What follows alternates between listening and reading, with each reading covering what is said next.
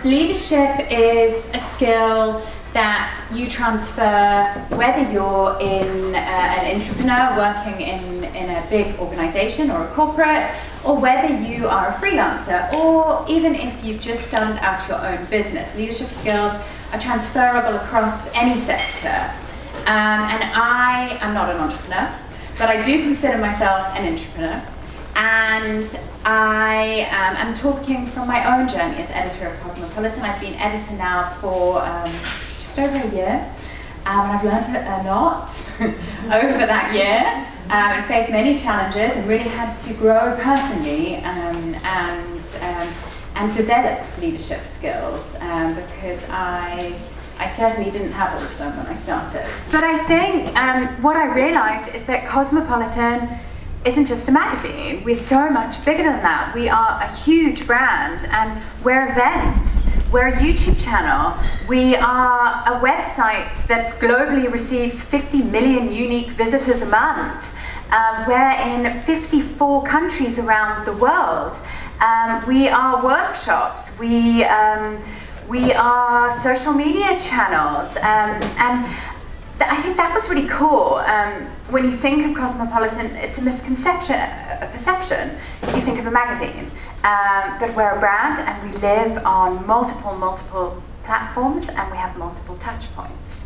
And I think that shift in mindset really helped me in creating a leadership identity.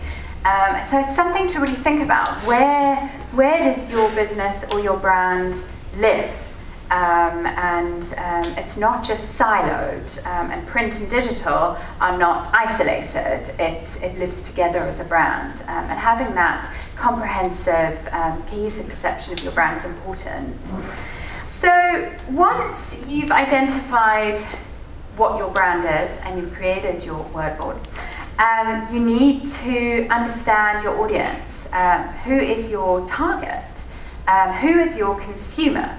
And I would really recommend that you narrow it down and really fine-tune it and pinpoint it to a person, not just a demographic or a cohort. And so, when people ask me, who is the Cosmopolitan girl? I don't talk about, oh, well, she's 18 to 34, and she lives in, the metro areas of Joburg and Cape Town and Durban. I talk about a person because she is who we speak to, and that really helps when you can visualize your audience and your consumer. So I would really advise that you do that if you're starting out in your own journey. Just create that person that you're speaking to, because it helps you when you're crafting your product. I really had to understand our content pillars and what Cosmopolitan stands for, and the messages that we are driving for a young 25-year-old fun, fearless female. So what stands us apart is that we own sex, but everyone knows that. And the thing about Cosmopolitan is we've also been chased by a stereotype and a misconception that we're about pleasing him, but we're not. We're about pleasing her and sex for her. So a big part of my job was about shifting that perception and landing that with South Africa. And it's a struggle that Cosmopolitan across the globe has faced. And we are a feminist magazine, and lipstick feminism is okay. So we own love, we own relationships, we own beauty, fashion, and we're fun. And I think that's a really important aspect of the brand. We're not so serious. We're a really, really fun brand. And we entertain, and we produce addictive, entertaining content, especially in this online world of dark, depressing, sad news that makes you feel shitty in the morning. We're there to make you feel better, and we're there to put a smile on your face. Right.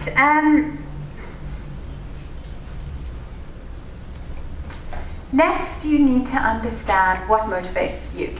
And when I joined the Cosmo brand and I was developing my identity and our team identity and our brand identity, I really thought about, like, what is it that I want to achieve with this brand? You know, I can carry on the brand as it is and as it always has been, but how am I going to make a difference? And how am I going to set us apart? So I really thought long and hard about, there was a lot of time of inner reflection, and I encourage all of you to do that when starting out on your own journey. Think about what is really important to you and how you want to drive change with your product. Identify your key passions and your core motivation. What do you want to change? What does the future look like for you? And where can you make a difference? What's going to set you and your journey and your brand or your product apart from the rest? And I really went back in time and I looked at Cosmopolitan and what we as a brand stand for. And I found these underlying feminist principles. We were founded in 1886 by Helen Gurley Brown, and you know, she said during that time, you can be married, you can have children, and you don't have to be stuck in a kitchen cooking and cleaning and washing and changing diapers. You can have a really great sex life, and you can work a job, and you can live your best life. And she was really all about that woman who can do it all and have it all in a time where society said she couldn't. And Cosmopolitan was there to help her believe in herself and say, yes, you can have it all. And if you look at the brand through the ages, you'll see we launched in South Africa. Cosmopolitan launched in 1984 in the middle of apartheid on a mission to empower women of all colours.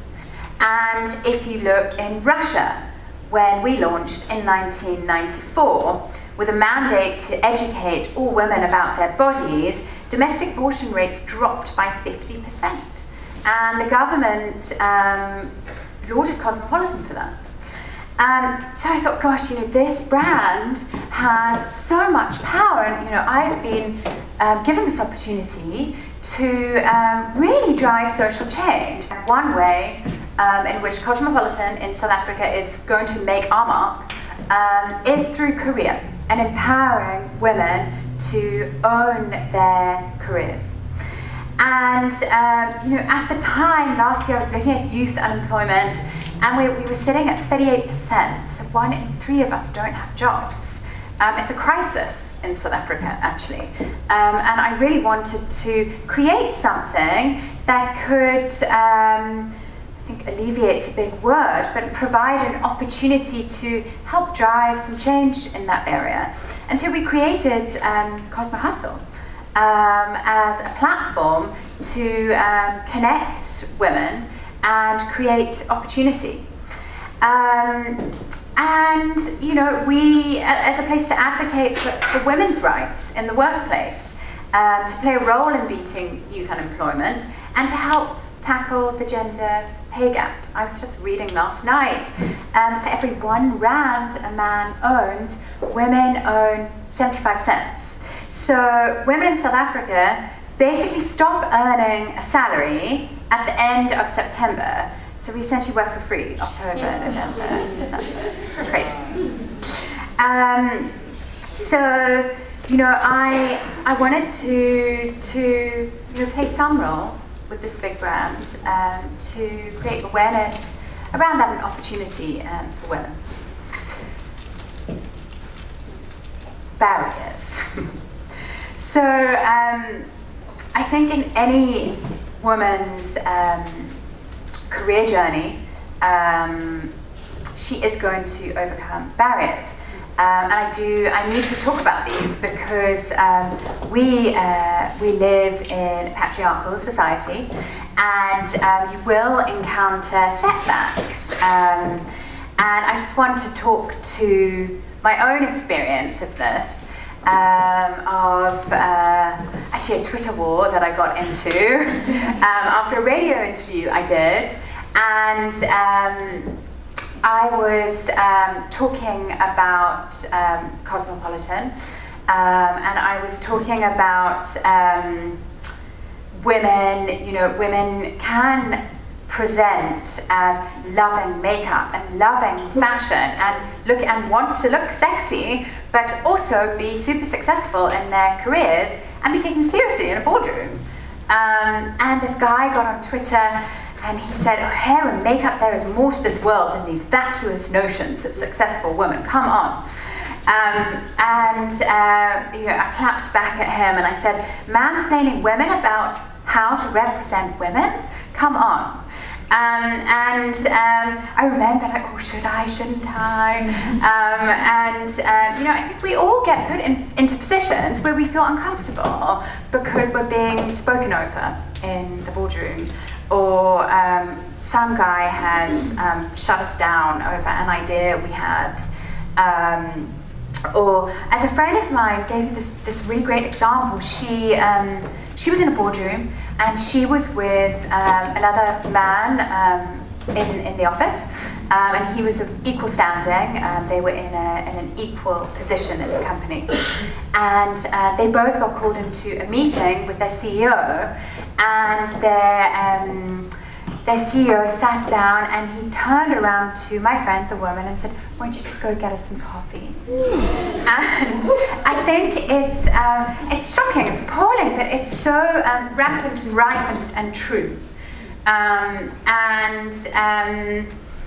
You know, I think my advice to you is to call it out and stand up to it. And at the same time, if you don't feel comfortable doing it, don't, but let it sit in your head and stew and think about the change, because the pressure shouldn't be on women. But I can tell you, when I stood up to this man, and it was just on Twitter and I was hiding behind my phone, it felt really good and liberating. I've spoken to my girlfriends about it, and they've shared experiences where they've also stood up and fought for equality. It's important, and it's also why we're here today.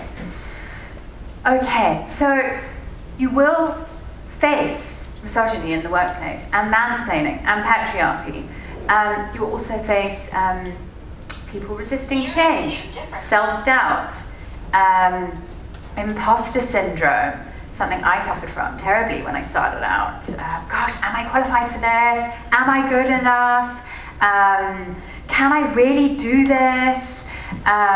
Fake it till you make it. I'm a big believer in that. You know, in those moments of can I do this and am I good enough, and all of those feelings that we all get inside, you can and you will, and just fake it till you make it. I think often we achieve so much and then we don't talk about it and no one knows about it. And I think by sharing your successes, it also, you know, it markets you and your brand or you as a person. Actually, before I go on to this, I just want to talk about a really big win that we got wind of this week, actually. You may all know that in June we launched our End Tampon Tax petition. We called on South African women to sign our petition. And our intention was for the government to end the 15% VAT on sanitary items that are taxed as luxury items.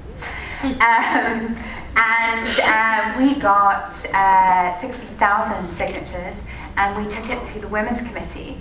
And we heard this week that in 2019, April, sanitary pads will be tax-free.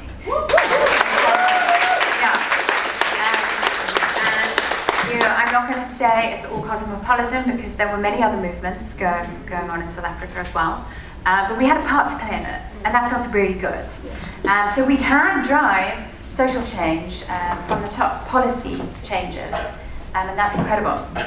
I'm nearly finished, but before I finish, I want to talk about celebrating your wins and also not being afraid of taking a risk, a perceived risk, and being really, really bold. And perhaps our biggest success case study of 2018 is our Laverne Cox issue. And here it was our February issue, and we were presented with February and Love and Valentine's Day, and we wanted to do something really different and groundbreaking and create content that matters and a conversation that matters. When we thought about Valentine's Day and heteronormative relationships, and we thought about the conversation in 2018, and we really wanted to disrupt that because our goal is challenging binaries, gender binaries, and heteronormative relationships. We wanted to be diverse and inclusive of all women, and that means trans women too. So we flew out to New York and we collaborated with Laverne Cox, and we shot her with Mark Baptiste. He's a fantastic photographer. He's photographed the Obamas, and we put her on our cover. We did a massive hashtag Say Yes to Love campaign. And Laverne Cox told me, ever since I was little, I have dreamt of being on a Cosmopolitan cover. Yeah, it was very emotional. And we were the first Cosmopolitan in the history of Cosmopolitan to put a trans woman on the cover. It was a groundbreaking moment. We made history. We reached 17 million people on social media in 72 hours. And we got global media coverage. We were all over E-News, TV. We were in Teen Vogue. We were in Allure. The world was talking about it and celebrating it. And as I said, Laverne Cox was Cosmo's first ever transgender cover girl. And locally, we really drove a conversation. We collaborated with the LGBTQI community, and we did this wonderful fashion spread all about love in 2018. What does love mean? And we drove this conversation around the hashtag Say Yes to Love, and you can see we changed our masthead to the LGBT flag.